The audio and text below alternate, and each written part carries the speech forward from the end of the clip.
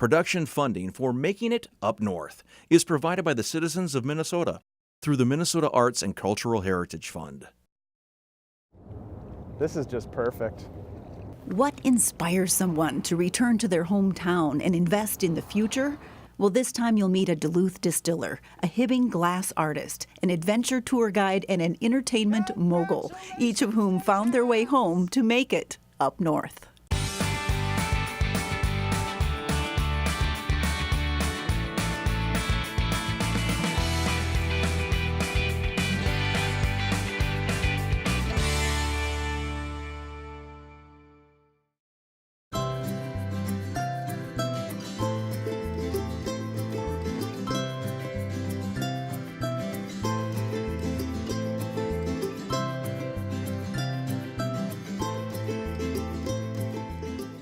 We are in the test kitchen with Emily Vikre. Thank you for letting us come in. Thanks for coming in.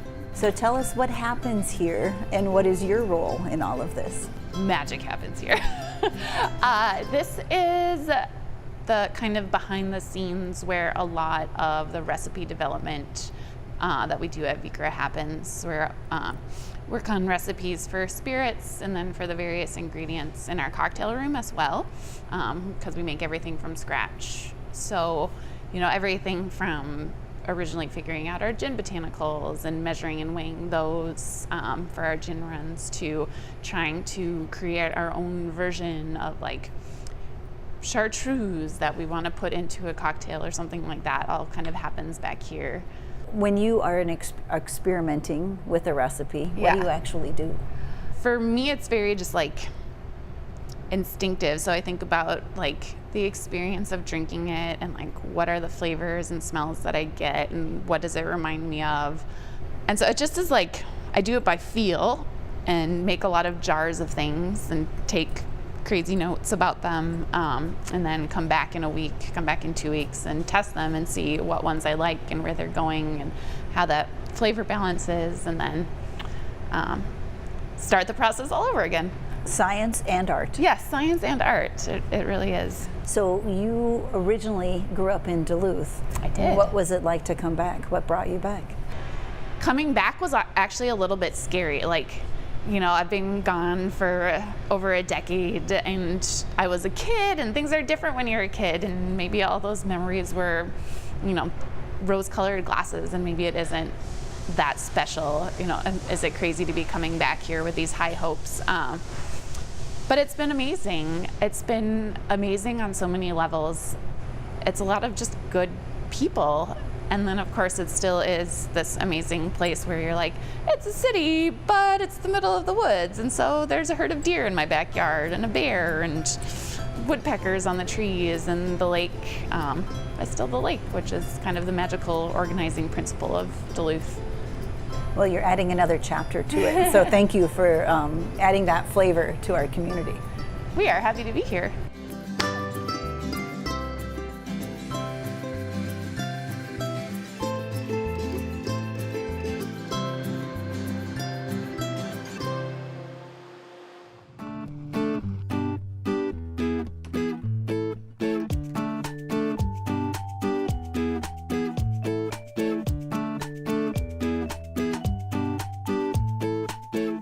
The reason that we're here is because of the lake and the river coming together and creating this wonderful estuary. We want people to have that experience that's sort of transformative and gets them a little bit out of their comfort level, but in a way that we've sort of structured it to be very safe and controlled. This is just perfect. I mean, this is it. When I had graduated high school, it was like, well, you kind of leave. You don't stick around Duluth. There weren't many jobs. There were opportunities elsewhere. I ended up landing in Arizona, and I spent a little over 8 years in Arizona. But Duluth was always on my mind. It was always home. When I moved back to town, it was really obvious that craft beer scene in Duluth was about to sort of go big. Bent Paddle was just getting ready to launch. Canal Park Brewing was getting ready to launch. Blacklist had just started. And we were sitting around, a couple of friends and I were sitting around having a beer, and we were thinking about, well, wouldn't it be cool if And so we took the idea that started as a brewery tour company, and we decided that, well, hold on, there's a lot of things happening in Duluth right now that we love and appreciate in our personal life that we think a lot of other people need to experience, or at least need to have the opportunity to see what's going on. And so that was the mountain biking, that is experiencing the lake with kayaking, that is digging into and exploring the stories that really have shaped Duluth.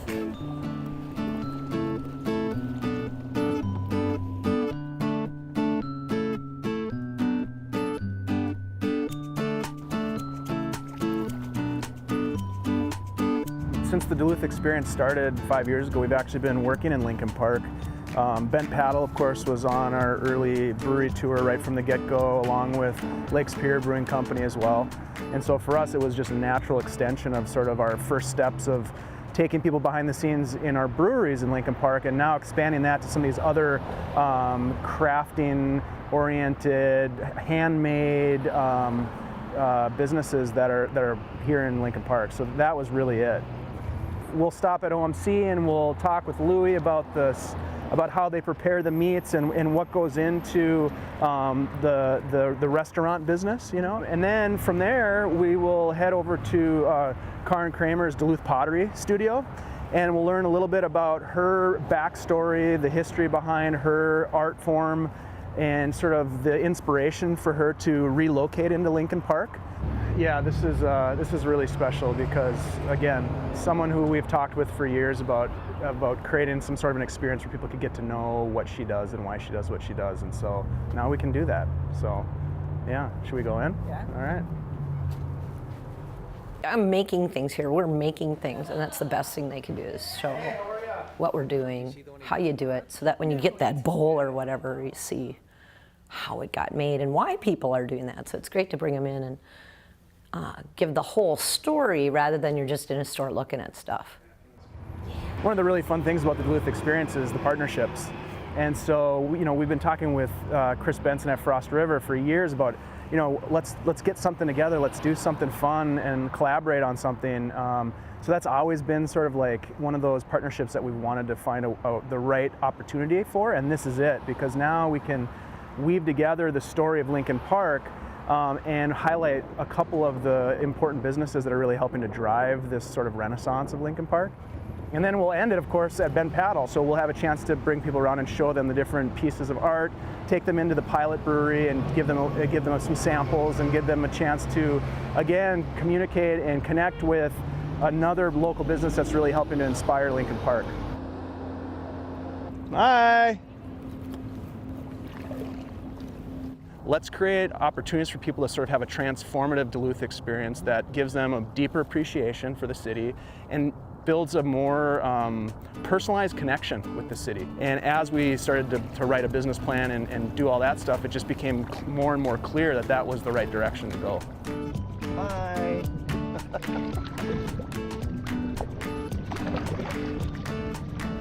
The cool thing about the Duluth experience and getting back to sort of my background as a scientist is there's a certain level of experimentation. We try things. We take an idea and we give it a chance to see if it'll work. And if it works, that's great. We start to tinker with it and make it better and better. If it doesn't work, if we can fix it, we fix it, or we might have to just let that one go. So there is a level of sort of this creative experimentation that happens through the process, which is really fun.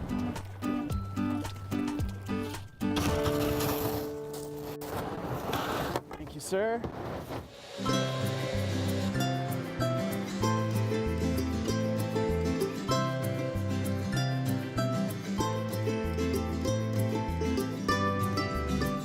You would think that in the alcohol world there's a lot of chemistry, am I right? There is a lot of chemistry. It's chemistry and artistry combined, yeah. So tell us a little bit about the process of making it. Distillation, of course, you're making something alcoholic, so you have to start with fermentation, which is a process that a lot of people know from the breweries around here. So yeast eats sugar and creates alcohol as a byproduct.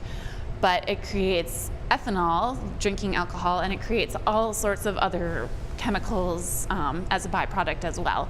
And so the process of distillation is taking the ethanol and separating it from all those other things by its boiling point. As alcohol has a different boiling point than water, and then it also actually has a different boiling point than all those other things that are in there as well. So what else is in there? You know, there's methanol, there's acetone, there are different fatty acids and oils, there are all sorts of different compounds, hundreds and hundreds. And so when you're making something like vodka, or you're making something like the base of a gin, you're trying to just separate out the ethanol. And so you do that through multiple distillations, which is why we have a couple of stills here. And so this big still we use for kind of the fast, dirty distillation, where we are taking all of those non-water compounds, we're boiling those off and leaving a lot of water behind. So you're concentrating something from about 8% alcohol to something more like 20% alcohol. Then to get it to just ethanol, we use this other still. You'll notice that it has a taller column there, and then we have an even taller column in the back. So by having things travel that long distance, we create a temperature gradient so we can separate the ethanol out very specifically. For something like whiskey, you actually want not just ethanol, you want some of those other compounds as well. So we mainly just use this still and distill it twice, and then you put that dirty stuff into a barrel, and over time the different compounds interact with each other, and they interact with the barrel to give you some of the complexity and the interesting flavors that you get in a whiskey. So it's helpful that you have a chemistry background. It doesn't hurt. Yeah. It helps, you know, it's pretty, the distillation itself is pretty basic organic chemistry. Everybody does that when you're doing chemistry in college, except on a tiny scale. The stuff that happens in a barrel is chemistry that people are still trying to understand. It's like chemistry meets magic. Yeah. It's fascinating stuff, and people are still researching it and still trying to figure out why you can have two barrels next to each other in the barrel house that seem exactly the same, and the stuff inside will age totally differently. So how does it feel to be like the exact example of why you should pay attention in chemistry? Feels great. Science is great.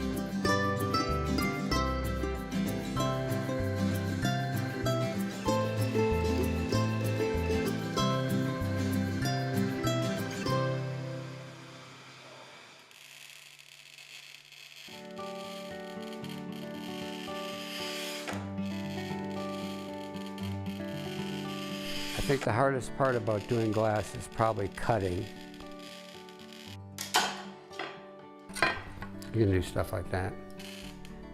Either you can pick a pattern and make it according to whatever the pattern is, or you can do what's called process art, where you actually just flow with the process and see what comes out. That's the art part. The rest is a craft.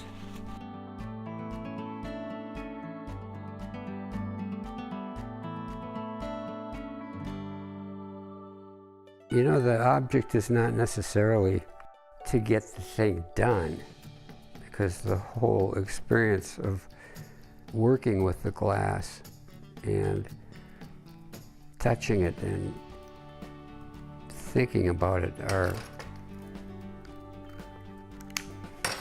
good for the brain. I grew up in the 60s during the Vietnam War, and went to college in Madison, and turned from a Republican to a radical anarchist. Maybe not quite an anarchist, but I was part of the counterculture, I guess. I've done so many different things in my life. It's just too many to list. I've worked construction. I drove semis. I worked at a steel mill. I went to Los Angeles, and I lived there for 20 years. I came back here because I had a daughter in Duluth that had cancer. Plus, I grew up here, so I like it. It's part of me. I got interested in art, seeing the progress that was made in people recovering from various addictions and low self-esteem problems. It just amazed me. It was like a little crack in the shell towards feeling better about yourself. Hugh was hired 2 months ago by our board of directors. He is the executive director of the guild. His dominant art interest is in stained glass. I taught a class. We had 15 students sign up right off the bat, with 25 more on a waiting list. I'm most excited about seeing the individuals who come in initially and then get really excited about it and see them evolve.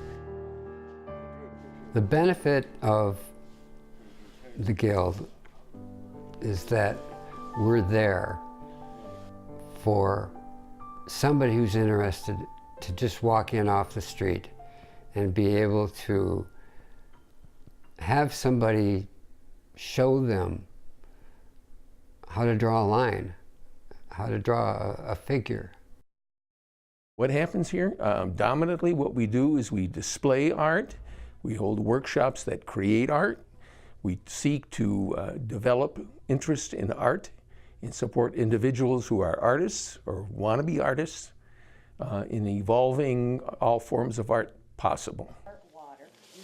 The benefit to society is, and our community, is that I think it makes us more loving, it makes us socialize, it takes us from our walled-in defensive position and shares things that you wouldn't share necessarily. And it makes life better. We have some very good artists that were difficult to talk them into the door the first month or two that we were in existence. Now they're very avid artists. They spent a lot of their life here and enjoy the art. I never really felt like this was home after I came back for a long time until I started this. And then I took an interest in the community and in what's happening to Hibbing, and knew that I couldn't just sit around and let things go by and happen. I needed to be a part of it, and that energy is filling me now.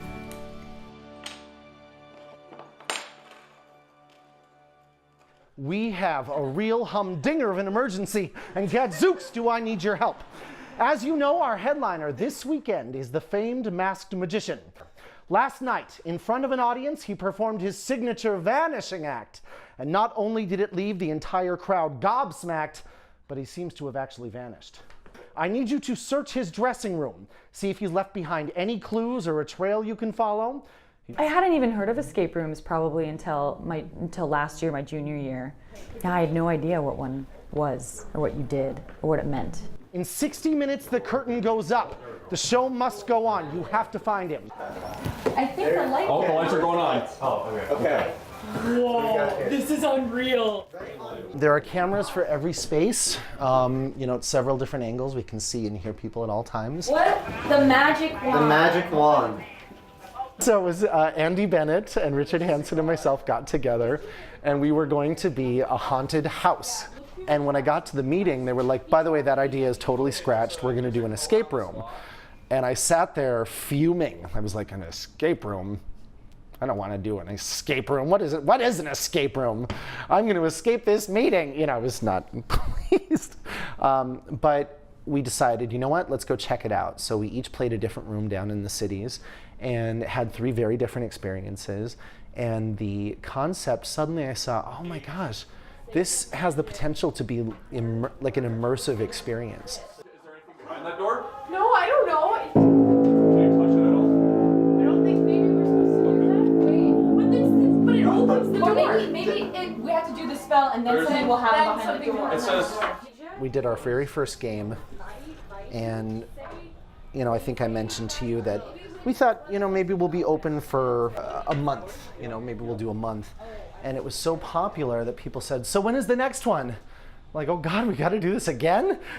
Like the first one was such an undertaking. And so we said, okay, let's write another one. And everything that we've done has been sort of locally related. Every game has something to do with Duluth or local life. So for me, I grew up in Lakeside here in Duluth. I remember my 4th grade year. It was my first year of dance. Did a dance to New Kids on the Block Step by Step that I chose to do for the talent show.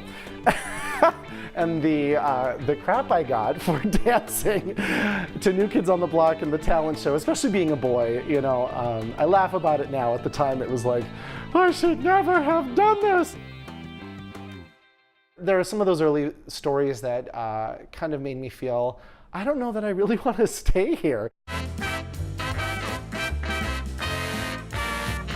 So I've had the opportunity to wait tables, and I've had the opportunity to dance on several stages across the country.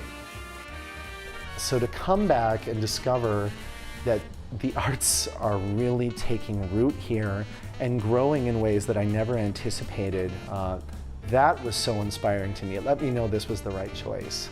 That's why I've wanted to stay. You know, I thought maybe I'll move home and go to the cities, but I was like, you know what? I don't want to live in another big city. I want to stay and be great to make a difference in my community. And my career was definitely unique to me, but maybe I have something unique to give back.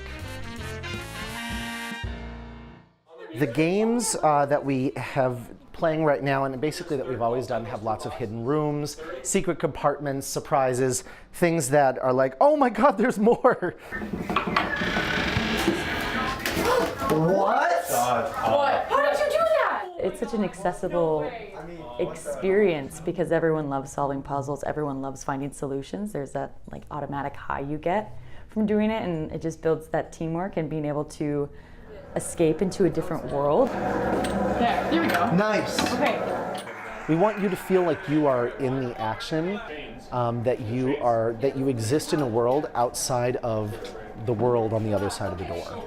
You know, that for this 1 hour you get to be somebody else, and you have to discover what rules apply in the world that you're playing in, and kind of get lost with people that you enjoy spending time with. Oh, here it is. Right here. Go. 5 minutes, stagehands, just 5 minutes left. I get excited.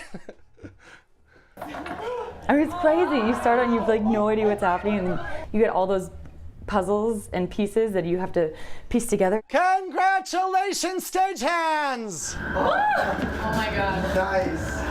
The show is on. Way to go. I knew you could do it. I love this. I really love this town, and I'm just as shocked as anybody else that might have moved away thinking this was not the place for them. You know, but the city has embraced me and taken really good care of me. So it's just, I just want to repay the favor.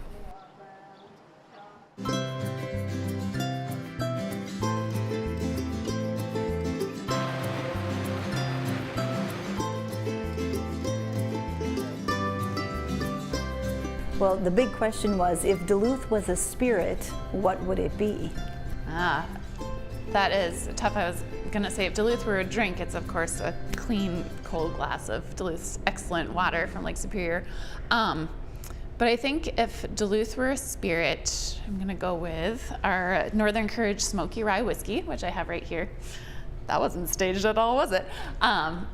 It's inspired by Bent Paddle beer, actually, and it's just a really interesting whiskey that takes some kind of incongruous, slightly extreme flavors, a little bit of smoke, a little bit of the bracingness of rye, but wraps them all together in this warm, comfortable flannel shirt, like cozy, good personality from the new oak barrel. And we named it as a little bit of a joke on Southern comfort because the South has its comfort, but it takes a little bit of courage to make it in the North.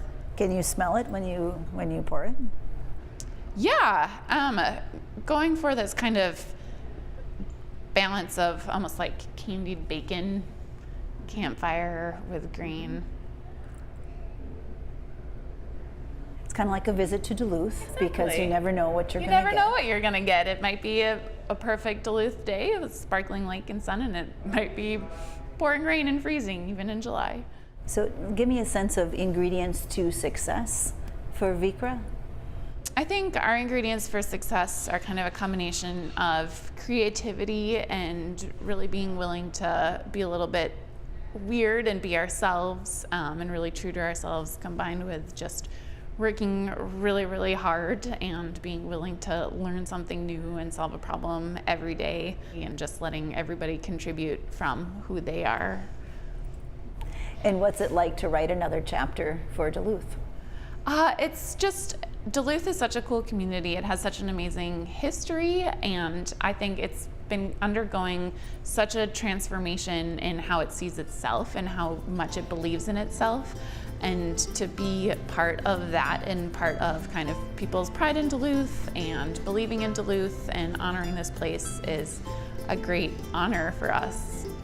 And yeah, we take it really seriously, trying to be good neighbors and good stewards of the community.